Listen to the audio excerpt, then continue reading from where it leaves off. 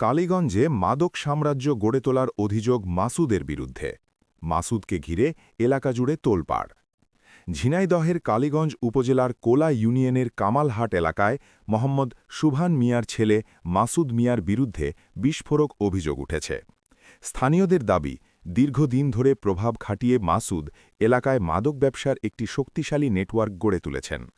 অভিযোগ রয়েছে, শুধু মাদক বিক্রিই নয়, নিজেও নিয়মিত মাদক সেবনের সঙ্গে জড়িত ছিলেন ও একটি ভিডিওতে পাওয়া যায় কিছু যুবকের সাথে মাদক সেবন করছেন মাসুদ এবং আনোয়ারুল আজিম আনার এমপির ডানহাতি ছিলেন এই মাসুদ এবং এলাকার উঠতি বয়সী যুবকদের এই ভয়ঙ্কর নেশায় জড়িয়ে পড়তে প্ররোচিত করতেন।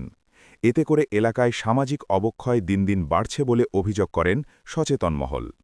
স্থানীয় একাধিক সূত্র জানায়, পূর্বে আওয়ামী লীগের রাজনৈতিক প্রভাবকে ঢাল হিসেবে ব্যবহার করে তিনি বিভিন্ন অপকর্ম চালিয়ে গেছেন। সেই সুযোগে অল্প সময়েই বিপুল সম্পদের মালিক হয়েছেন বলেও এলাকায় ব্যাপক আলোচনা রয়েছে। এলাকাবাসীর ভাষ্য, তার নাম মাদক মাসুদ বললেই সবাই চেনে।